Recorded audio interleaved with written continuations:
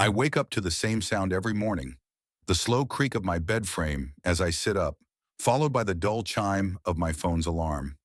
It's been my routine for years, a rhythm as reliable as the sunrise outside my window. My feet touch the cold wooden floor, the boards groaning under my weight, much like they always have. It's a strange comfort, the way things stay the same, at least in my small world. The first thing I do is make coffee. The smell fills the kitchen, mixing with the morning air. As I sip from my old chipped mug, I stare out of the window. From here, I can see a few scattered trees, some houses with peeling paint, and the outline of the old city not far beyond. It's been years since the city had any life in it.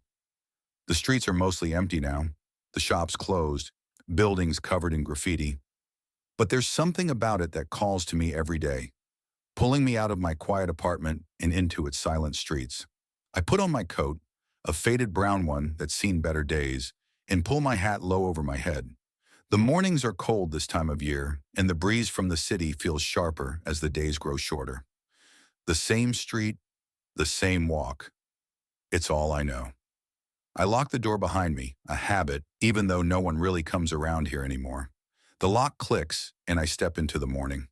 The air smells like damp concrete, mixed with the faint scent of something sweet, maybe from the bakery that closed down last year. The bakery was the last place in the old city that still made the effort. Now there's just the silence of abandoned streets, with nothing but the echo of my footsteps to keep me company. I start my walk, heading toward the old city. It's not far. A few minutes down the road, past the park where kids used to play. I take the same path every day, my eyes tracing the cracks in the sidewalk, my mind wandering through memories I try not to think too hard about. It's easier to let the routine guide me. As I enter the old city, the first thing I notice is the stillness.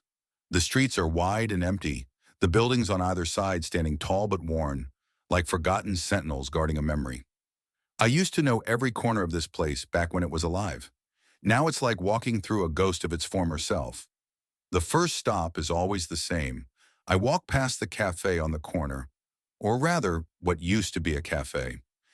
The windows are boarded up, but I remember when they were full of light. I used to sit there every weekend with friends, drinking coffee and laughing about nothing in particular. The smell of fresh pastries would drift out into the street, pulling people in. It was a simple place, nothing fancy, but it had heart. I miss that warmth. I continue walking, my feet moving automatically down the narrow streets. There's the market square, once full of noise and color. On Saturdays, vendors used to set up stalls, selling everything from fruit to handmade jewelry. I'd wander through, sometimes buying something small, other times just watching the crowd. It was a place of life, a meeting point. Now the square is deserted, weeds pushing through the cracks in the pavement. The fountain in the middle, once gushing with water, stands dry and lifeless, its stone surface covered in moss. I keep walking, turning onto a street lined with old shops. I remember them all. There was a bookstore at the end of the road where I spent countless hours. The smell of old pages, the quiet atmosphere. It was one of those places that made time slow down. I used to meet someone there. Her name was Clara. She had a soft laugh and always knew what book to recommend. We'd sit in the back corner, flipping through pages, lost in our own world. I haven't seen her in years. I don't even know where she is now. As I pass by the old shop, I see it still standing, but barely.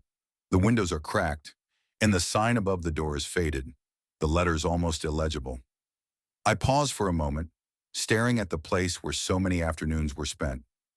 It's strange, the way a place can hold memories so tightly, even when it's fallen apart. The further I walk, the more I remember. Every corner, every alley has a story. There's the street where we used to hold festivals, lights strung up between the buildings, music filling the air. It was a celebration of the city itself, a reminder of its vibrancy. Now, all that remains are the faded banners, torn and blowing in the wind. I stop by the old park next, the one with the rusted swings and broken benches. This used to be the heart of the community, a place where people gathered, shared meals, and watched their children play. I sit on one of the benches, the wood cold and damp beneath me. From here, I can see the city stretched out before me, a mix of old and new, but mostly old. It's a sad sight, but there's a strange beauty in it too, in the way time has worn everything down. As I sit, I think about how much has changed, not just in the city, but in me. There was a time when I felt alive here, like I was part of something. Now I feel more like a visitor, walking through a place that doesn't belong to me anymore. I sit on the bench for a while, staring out at the empty streets. The quiet is unsettling at first, but after a few minutes, it wraps around me like a familiar old coat. I don't mind the silence anymore. So it used to bother me when the city first started emptying out. The absence of laughter, of footsteps, of voices. But now I've grown used to it. I suppose that's how we survive, by getting used to things we thought we never could. My mind drifts back to the bookstore again, to Clara. Clara had a way of lighting up a room without trying. We met by accident, as most important meetings go. I had been browsing the shelves looking for nothing in particular when I felt her presence beside me. I remember how she smiled, tilting her head slightly as she pulled a book from the shelf. It was a novel I'd read years ago, but seeing it in her hands made me see it differently. "Have you read this one?" she asked, her voice soft but confident. "Yeah," I replied. "A long time ago." She smiled again, her fingers running lightly over the cover. "It's funny, isn't it? How books change when we come back to them."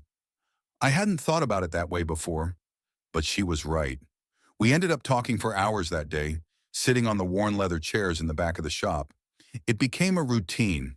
Every weekend, we'd meet at the bookstore, sometimes talking, sometimes reading in comfortable silence. Clara had a way of seeing the world that made everything seem more vibrant, more full of possibility. I needed that back then, even though I didn't realize it at the time. But like everything else, that too faded. She got a job in another city, somewhere far away, and one day she stopped coming. We didn't have a big goodbye. There were no final words, no dramatic exit. She just drifted out of my life the way people often do, quietly and without warning. I never really tried to reach out. Maybe I should have. Maybe if I had called her or written, things would have been different. I stand up from the bench, brushing off the dirt from my coat. It's easy to get stuck in memories, but I try not to let them weigh me down. As I walk further into the city, I pass the alley where Clara once took a photograph of us. It was the only picture we ever took together. She had a camera she carried everywhere, capturing little moments that most people wouldn't even notice. In the photo, we were standing in front of the mural that used to cover the side of one of the buildings. The mural is still there, but it's faded now, the colors washed out by years of rain and neglect, just like the memory itself. I can't help but wonder if Clara ever thinks about this place. About me? Probably not. She was always moving forward, always looking for the next adventure. I was the one stuck here, in the same routine, the same city. I stayed behind while the rest of the world moved on. It's hard not to feel left behind sometimes. As I walk past the bookstore again, I pause at the door, my hand resting on the chipped wooden frame. The glass is covered in dust, and the sign that used to read "Open" is turned the other way. I wonder what it would be like to step inside, to hear the soft rustle of pages, to feel the weight of a book in my hands. But the door doesn't budge, locked, just like everything else in the city that once mattered. I step back and continue walking, trying to shake off the feeling of regret that has settled deep in my chest. It's not just Clara, it's everything. The city, my life, the choices I made, or didn't make. They all seem to circle around me, like ghosts that won't let me go. I walk on, through streets that were once filled with life but are now as empty as I feel. Every corner holds a memory, a glimpse of a time when this place and I were something else, something more. I pass by the cinema next. It used to be one of the most popular spots in the city. I remember lining up outside with friends on Friday nights, excited to see the latest movie. The neon sign above the door used to flicker in bright colors, inviting people in. Now the sign is broken, the letters hanging crookedly. The posters in the display cases are torn and faded, the colors bleeding into each other. I stop in front of the doors, peering through the cracked glass. Inside, the lobby is dark and empty, the seats covered in dust. It's hard to believe this place was once filled with so much energy. I keep walking, the breeze picking up as I make my way to the old bridge at the edge of the city. The bridge was always my favorite part of the walk. It crosses a small river that winds its way through the city and out into the countryside beyond. The view from the middle of the bridge is beautiful, even now. The water reflects the sky, and for a moment, everything feels still, peaceful. I lean against the railing, looking out over the water. It's strange, but standing here, I don't feel so weighed down. The past doesn't seem as heavy. The city, for all its decay and emptiness, is still here. It still exists. And so do I. Maybe that's enough. The wind picks up again, and I pull my coat tighter around me. The sun is starting to dip below the horizon, casting a golden light over the rooftops. It's beautiful in a way, this fading light. There's something about the way the city looks at this time of day. Something quiet and hopeful, even in its emptiness.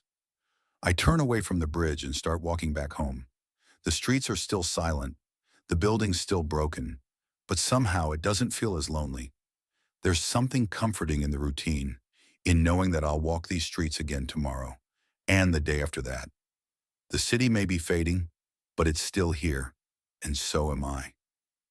As I reach my apartment building, I pause at the door, looking back over my shoulder at the city one last time. It's not what it used to be. But maybe that's okay. Maybe things don't have to stay the same to still have meaning. I think about Clara, about the bookstore, about all the places and people that have come and gone. They're still a part of me, even if they're no longer here. I unlock the door and step inside, closing it softly behind me. The apartment is quiet, just like the city outside, but there's a kind of peace in the stillness now. I set my keys on the table and shrug off my coat, hanging it up on the hook by the door. Tomorrow I'll wake up and do it all again. The same walk, the same streets. But maybe in the repetition, there's something worth holding on to. As I settle into bed, the creak of the frame under me as familiar as ever, I think about the day, about the city, the memories, the places I visited. The city is changing, falling apart in some ways, but it's still standing. I guess in a way, that's how life goes. Things fade, people leave, but we keep moving forward, even if it's at our own slow pace. I close my eyes, the faint echo of the city still in my mind.